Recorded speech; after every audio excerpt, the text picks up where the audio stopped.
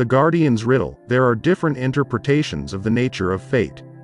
One interpretation is that fate is your lot in life, something predetermined and which, however hard you try, you can never escape. This definition is rather limiting, as it suggests that if a rough lot has befallen you in life, there is no hope of anything ever getting any better.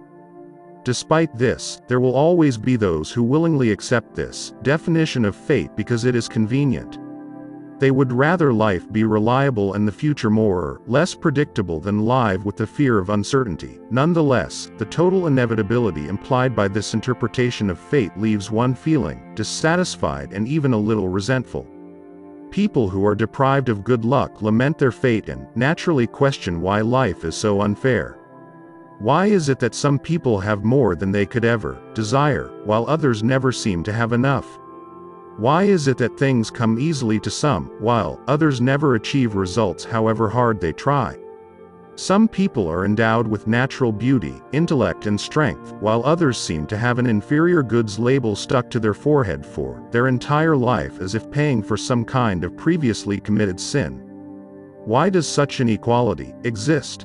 Why does life in its endless diversity place limits on certain groups of people, and where exactly did those less lucky go wrong? People often feel hurt and indignant when they realize they are less fortunate than others, and they search for an explanation for their circumstances. This is when many people turn to teachings that support ideas such as karma and retribution for sins committed in previous lives. One would think that all the Lord our God had to do with his time was discipline his naughty children, and that despite his omnipotence he evidently struggles with the parenting side of things, putting off the punishment of retribution until a later date.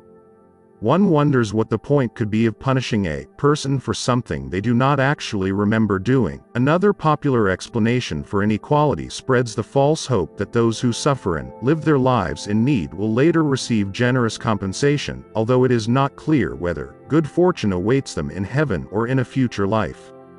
Whatever the arrangement, explanations like these can never leave one fully satisfied.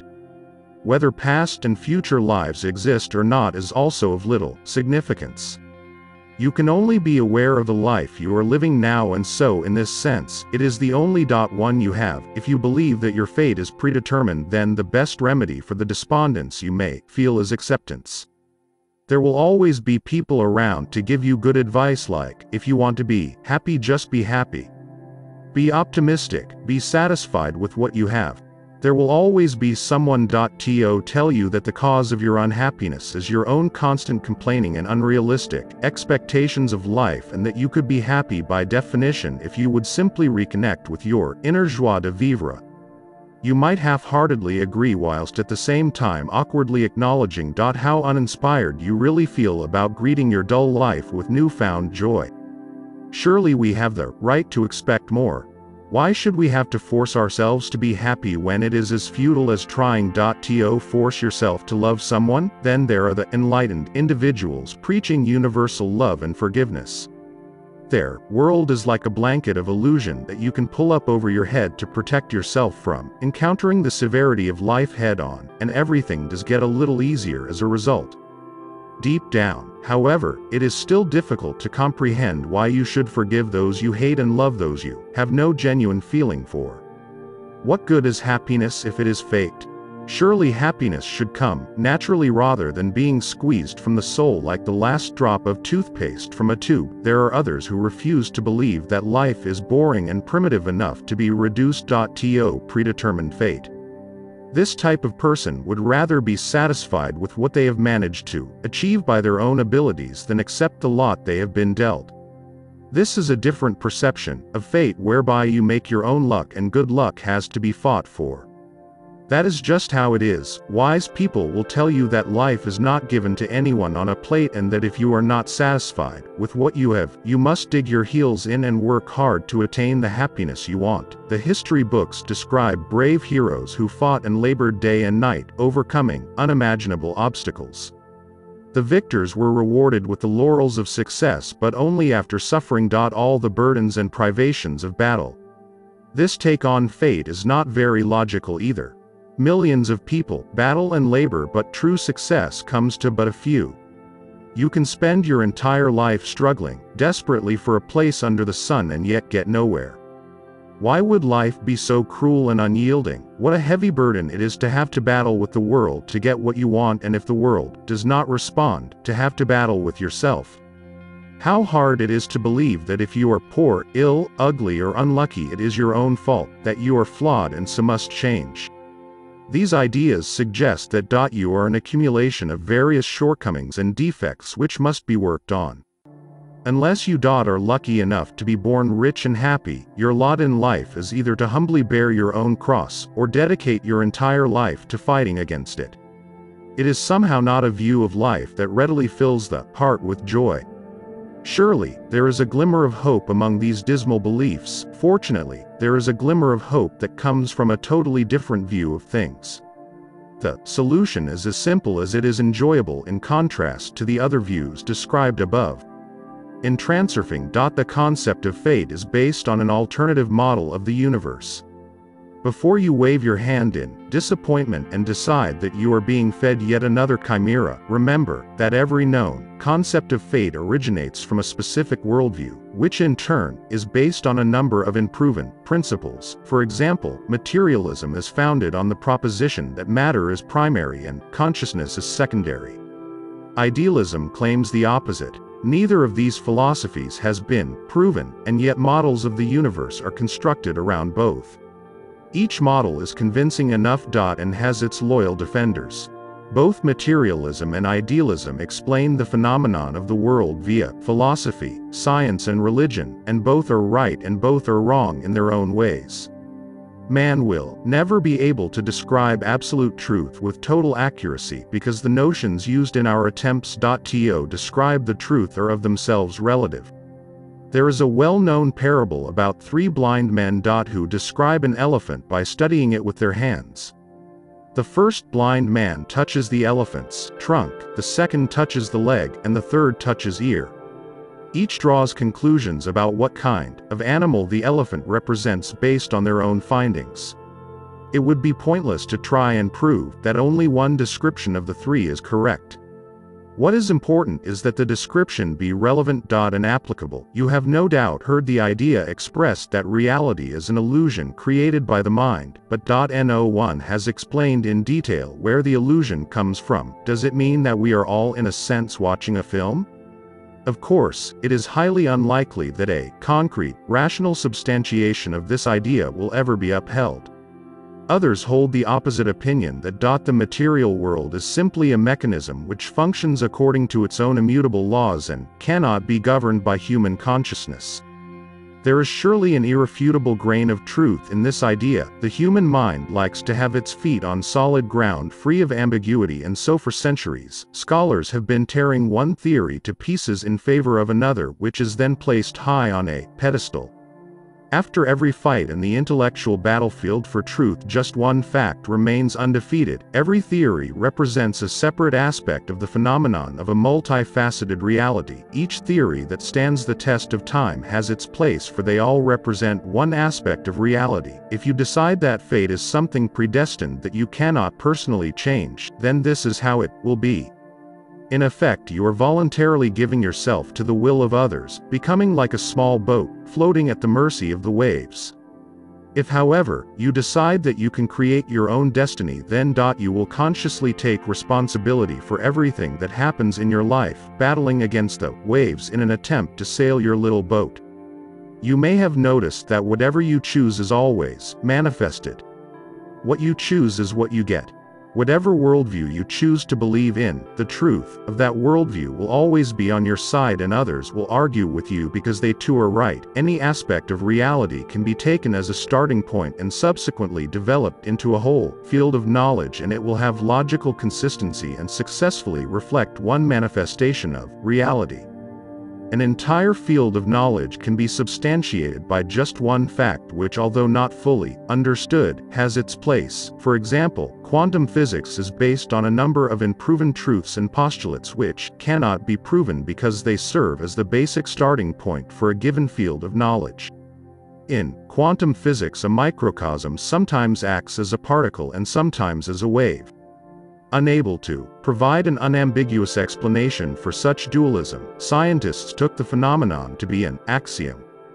The postulates of quantum physics bring together different aspects of reality in all its diversity of form, just like the blind men in the parable in one case proclaimed that the elephant functions like a stump and in another, like a snake. If in describing the microcosm one chooses to start with its particle quality as fundamental, then one arrives at the model of the atom created by the famous physicist Niels Bohr. In the Bohr model, the electrons rotate around the nucleus like the planets in the solar system.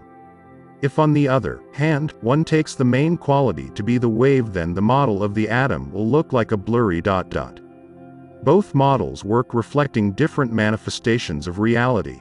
In this case too, one could say that the scientists get what they choose. Any manifestation of reality can serve as a postulate or the basis for an argument which will undoubtedly make sense and have its place. In search of truth, people have always striven to understand the nature of the world, studying its individual parts.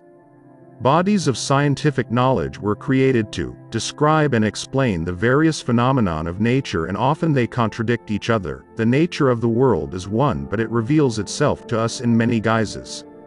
As soon as one face has been studied and explained, another appears that does not fully correspond to the first. Scientists have attempted to overcome these contradictions by encompassing the diverse manifestations of reality in a single model of the universe, but this is no easy task. There is one irrefutable fact that unites and reconciles all branches of knowledge, and that is the diverse and multifaceted nature of reality. Variability is the world's most fundamental quality. For some reason, the defenders of different fields of knowledge disregard this fact in their attempts to describe individual phenomena, despite the fact that there is so much that could be learned from it. Variability is a key reference point, just like zero is the main reference point on a coordinate grid. Any starting point for a particular area of knowledge is secondary in relation to this key reference point of variability, and yet it is bypassed as if it held no information. Nonetheless, it does carry information, and information of quite an extraordinary nature. To solve the Guardian's riddle, we will take the quality of variability as a starting point. In other words, we will take as a postulate the fact that reality manifests itself in an infinite variety of forms. Despite the very general nature of this postulate, it reveals quite fascinating knowledge. We start with the idea that all diverse manifestations of reality originate in a common source. The world manifests itself as movement of matter through time and space, and this movement is subject to certain laws. As you know, points are plotted on a graph in accordance with mathematical formula. You could say that the function which determines how points are plotted on a graph is also a law. So where are the laws of the universe written? Formulae like laws are but an abstract product of the human mind, created for the convenience of expressing concepts. It is highly unlikely that the laws of nature are recorded anywhere. Could a graph be created that marked the position of all points of matter? Of course, one could theoretically mark the coordinates of the infinite number of all existing points in the universe, but the capacity of the human memory is too limited to cope with such a massive volume of data. Nature, on the other hand, has no difficulty with eternity. Nature has no need of a formula to generalize the position and movement of points on a graph. If the graph line were to be broken up into infinitely small points, then every point could be seen as a cause and the next point as the consequent effect, whereby any movement of a point of matter through time and space could be perceived as an infinite chain of infinitesimal examples of cause and effect. In science, we describe the movement of matter in terms of laws, but in nature this movement exists in its natural form as the infinite flow of cause and effect. Generally speaking, information concerning all possible points along the path of moving matter is stored in an information field, which we refer to here as the alternative space. The field contains information about everything that ever has been, is, and ever will be. The alternative space is a material information structure. It is an infinite field containing information on all possible scenarios of any event that could ever possibly take place. One could say that the alternative space contains absolutely everything. We can hardly guess the form this information takes, and yet our purpose here does not require us to know this. The important thing is to establish that the alternative space serves as a template or coordinate grid for the movement of all matter in time and space. Every point in space contains its own version of a given event. For the ease of understanding, let us say that each variation or version has a script and scenery. The scenery is the external form of a phenomenon, whereas the script is the path that matter moves along. For the sake of convenience, the alternative space can be said to have different sectors. The greater the distance between the sectors, the more the script and scenery will differ. A person's destiny also has numerous alternatives. Theoretically speaking, there are no limits to the scripts and sceneries of human existence, because the alternative space is infinite. Any seemingly insignificant event can affect a twist of fate. A person's life, just like any other movement of matter, represents a chain of cause and effect events. In the alternative space, the effect is always located in close proximity to its cause. One follows the other, and so the sectors of a person's destiny create a lifeline. The scripts and settings of the sectors, on one line, are more or less uniform. A person's life flows evenly in one direction, until such time as an event occurs that changes the scripts and sceneries. When this happens, destiny takes a turn and shifts to another lifeline. Experiencing lifelines placed very close together is like watching a play and then the next day going to the theater again to see the same play, but this time the stage scenery is different. If, during the next theater season, you saw the play with the same actors but there had been significant changes to the script, this would be like experiencing a lifeline situated slightly further away in the alternative space. Finally, if you watched the same production in a different theater, you would see a totally different interpretation of the play, and this would be like experiencing a lifeline that exists a significant distance from the first. Reality has such diversity of form because the number of alternatives for its manifestation is limitless. Any starting point for one or another form of manifestation results in a chain of cause and effect relationships. One could say that reality unfolds through life depending on the selection of the original reference point, and so ultimately, everyone gets what they choose. You have the right to choose precisely because an eternal number of alternatives already exist. No one is preventing you from choosing the destiny you would feel comfortable having. Managing your own destiny comes down to one single thing: making the choice. Transurfing shows you how to make that choice. So, an information structure exists that contains an infinite number of potential alternatives, each with its own unique script and scenery. The process of transformation into physical reality corresponds to that laid down in the information structure. How matter moves through the alternatives space can be demonstrated by the following metaphor. Imagine a water pipe with a cooling ring that moves slowly along the pipe, causing the water inside it to freeze. The effect of the cooling ring makes it look as if a crystal of ice is moving through the water. Water molecules tend to remain in roughly the same place in a relatively free state. At the moment that the cooling ring passes through a given section of water, the molecules inside the ring are solidified into a frozen crystal.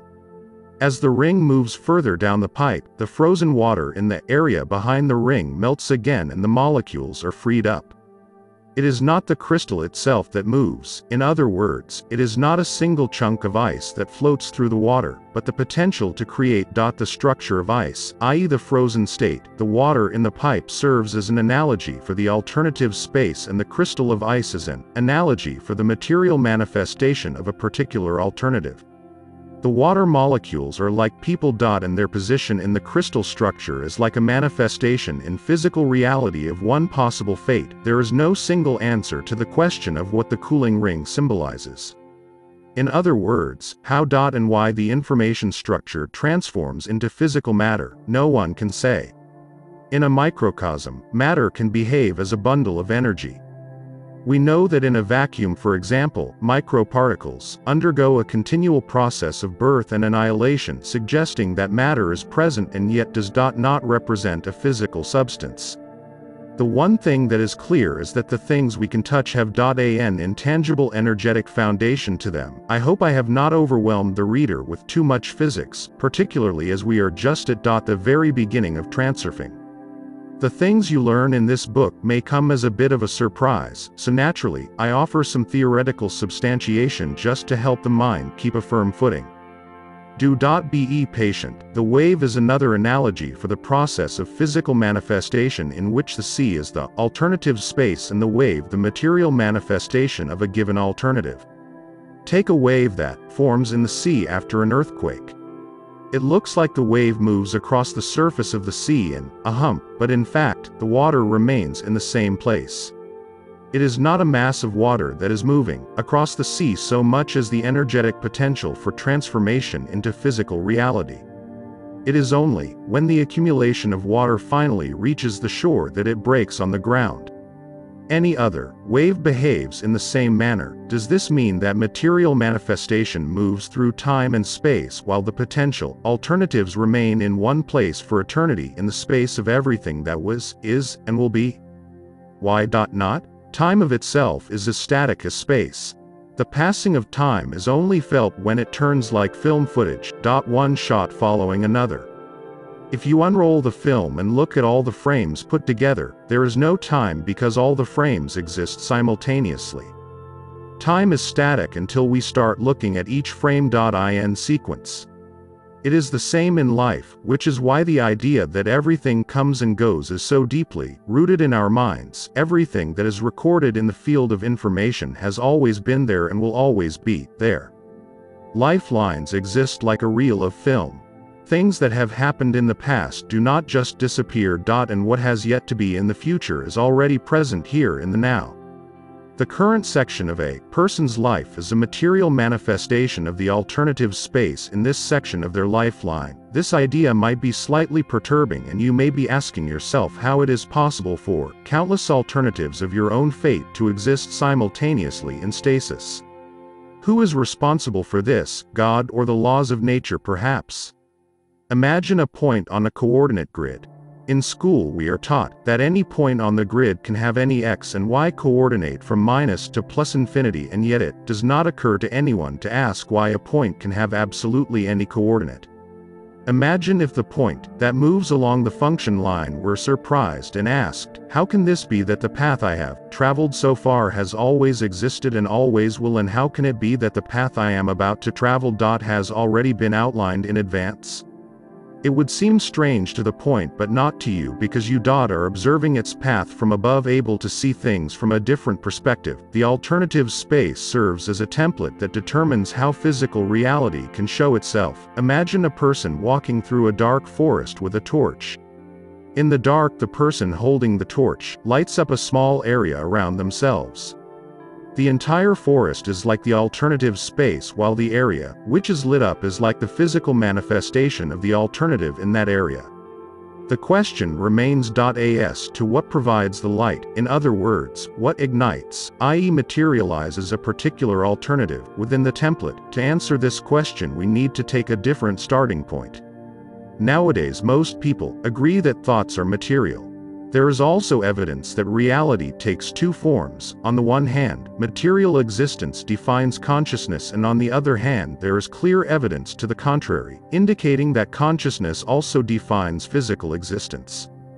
Therefore, thoughts not only provide the motivation for human action, they also have a direct influence on our reality. For example, our worst expectations generally tend to come true. Of course, one could argue that this is not because our thoughts were materialized, but rather that our thoughts were a premonition of impending misfortune that would have occurred anyway. There is undoubtedly much that is unclear and ambiguous about paranormal phenomena.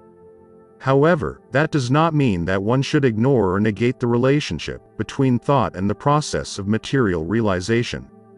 Much evidence exists to indicate the direct impact of thought on reality. One way or another, individual consciousness shapes a person's destiny. This book focuses specifically on how this is possible. Thought energy transforms possible alternatives into physical reality. This statement is correct because reality can be manifested in any form defined by consciousness. Evidence of this hypothesis can be found not only in everyday life but also in the experiments of quantum physics. For our purposes, the specific mechanism by which thought energy interacts with the alternative space is of no great consequence. It is not yet clear by what means the transfer of information takes place, whether on an energetic level or by some other means. For convenience sake, we will simply work with the idea that thought energy lights up a certain sector of the alternative space, as a result of which one alternative is transformed into physical reality. Waves of thought energy find the sector in the alternative space that corresponds in quality. The alterative of that sector is then made manifest on the physical level, marking the process of how consciousness creates reality. You should bear in mind that this is only one way of manifesting reality. Generally speaking, it is not possible to create the reality you desire simply by sitting in one place and contemplating it, although people do exist who are capable of materializing objects literally out of air. They are very few in number and as a rule do not advertise their abilities. Nonetheless, thoughts have as much impact on a person's destiny as concrete actions do. People are used to the idea that there is a visible and clearly comprehensible connection between their actions and the consequences of them. By contrast, the impact of one's thoughts manifests imperceptibly and so appears inexplicable and unpredictable. It might seem difficult to determine a causal relationship between one's thoughts and subsequent events, but soon you will see that the connection is quite direct. A person gets what they choose. Some may conclude that I seem to be saying that the seas, mountains, planets and the galaxy are all just a product of their personal thought energy. This is because people have a tendency to consider themselves the center of the universe, whereas in actual fact they are just a tiny dot in infinite space. The world is inhabited by millions of living organisms and every single one of them contributes to the creation of reality. Every living being has its own characteristic thought energy. If you are not comfortable viewing plants as capable of thought, then you can refer to the process differently. It does not change the nature of the phenomenon. Nobody can say with certainty that inert objects do not have a quality similar to the thought energy emanated by living beings, to say nothing of the one spirit permeating all things, which we call God. Every being has consciousness and forms the layer, which makes up its own world. One could say that everything in this world carries a particle of God. And this is how he governs the whole world. We all live in the same world and yet every individual moves along their own lifeline. The qualities of the material world are the same for everybody, it is just that its concrete realization is unique within the context of a person's life. For example, imagine that you are a tourist walking around a beautiful city. You admire the sights and the architecture. You take in the flower beds, the fountains, the park avenues and the smiling faces of the city's prosperous inhabitants. Then as you pass by a rubbish bin you see a homeless person. He is in the same city as you, and the same dimension. But he does not see what you see. He sees an empty bottle in the bin, a dirty wall, his competitor who wanted the bottle too and a policeman eyeing him with suspicion. You live on one lifeline and the homeless man on another. Your lifelines intersected at a point in the alternative space, bringing you together into the same world in the dimension of physical reality. All manifestation of a material nature has an energetic foundation.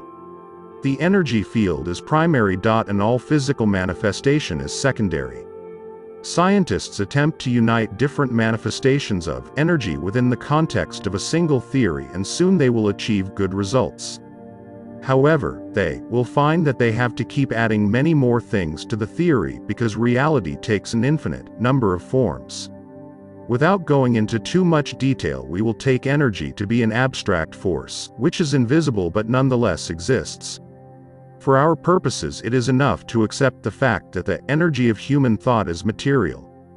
Thought energy does not just spin round inside a person's head, it flows out into the space beyond the head and interacts with the wider energy field around us. Few would dispute this fact now. For convenience sake we can talk about the parameter of thought energy, that is frequency, just as radio waves have a frequency. Whenever you think about something in particular, the frequency of your thoughts becomes attuned to a certain area within the alternative space. When the thought energy reaches the relevant sector in the alternative space, the potential reality held within that sector begins to materialize. Energy has a highly complex structure and permeates everything that exists in the world. When energy passes through the human body, it is modified by that person's thoughts. By the time it exits the body, it has acquired the same parameters as the thoughts. A radio transmitter works in the same way. Energy absorbs the characteristics of the thoughts of one's mind. When energy exits the human body, it radiates outwards in a thought wave that in turn transforms the sector of the alternative space into physical reality. Whenever you think about something, be it negative or positive, you are radiating thought energy in the alternative space. Modified energy accumulates in a specific sector of the field, and this has the effect of introducing corresponding changes into your life. The circumstances of a person's life are not only created by their actions but also by the nature of their thoughts. If a person has a hostile attitude towards the world, they will find the world responds to them with the same. If a person constantly expresses dissatisfaction, they will find more and more reasons to be dissatisfied. If a person's attitude to life is predominantly negative, the world will show them the worst side of its nature. Conversely, having a positive attitude is the most natural way to change your life for the better. People get what they choose. Like it or not, that is how life works. Whilst your thoughts are pretty much homogeneous, you will stay on the same lifeline.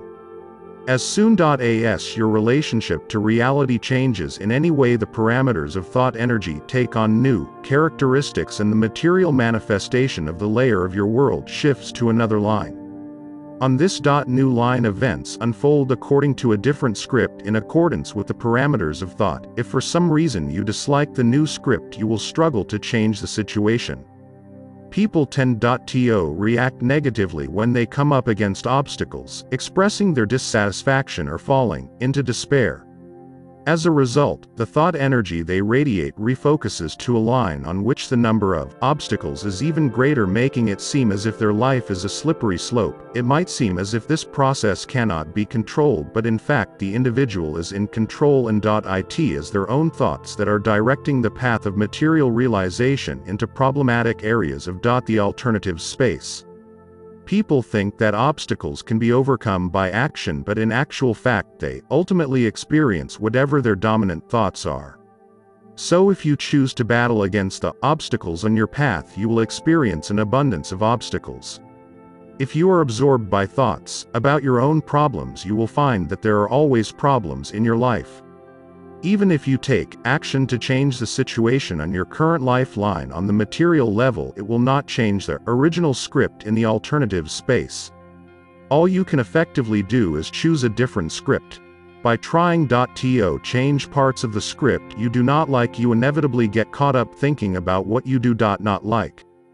Your thoughts are then successfully realized and you end up getting what you do not want. You cannot change anything about the current lifeline, just as in an art gallery you cannot take away or reconstruct exhibitions that are not to your taste, as you are not the owner.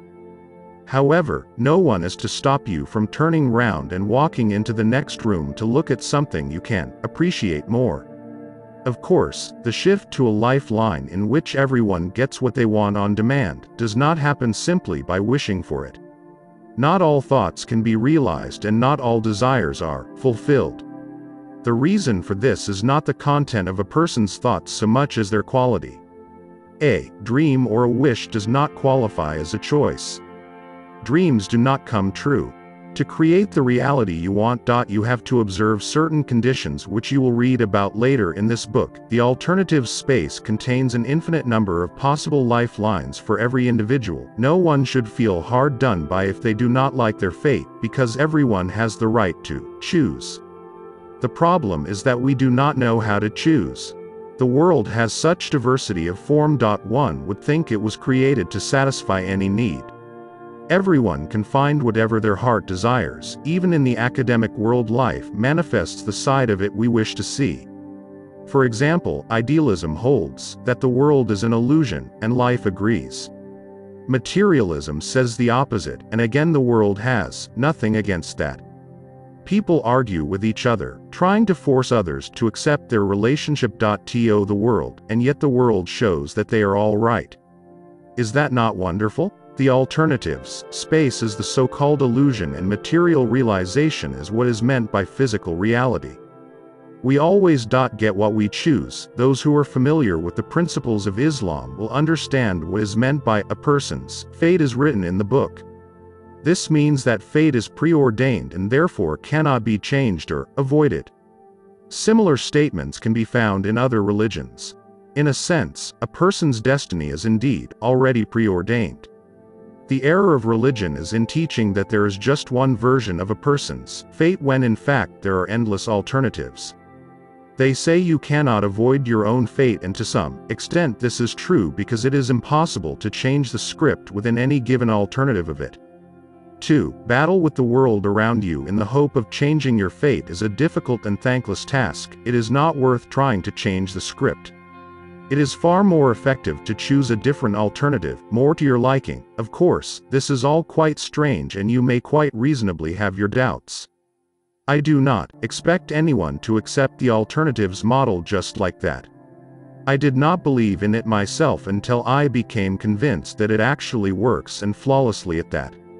It makes no sense to give preference to one model of the universe over another just for the sake of some absolute truth. It is not the model itself that has meaning so much as what it can help you achieve. Different mathematical models can illustrate the same physical phenomenon in different ways. It would be hilarious if specialists in analytical geometry suddenly took up arms against mathematical analysis and tried to prove that geometry is the only true mathematical discipline. Mathematicians have been able to agree among themselves, but philosophers and religious leaders have not. It is difficult to say where the alternative space actually is.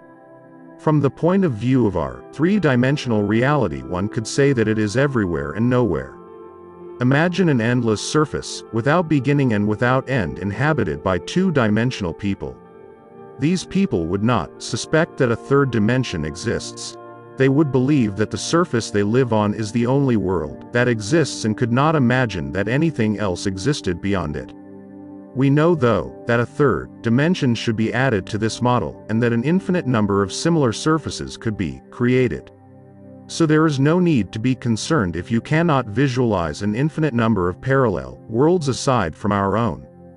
It is just a matter of perspective. It is hard to believe in the existence of parallel worlds. Having said that, how easy is it to believe in the theory of relativity, which claims that an accelerating body increases its mass, reduces its size and slows down the time through which it moves? It is impossible to test the theory firsthand, but that does not matter. It does not matter whether we understand a theory.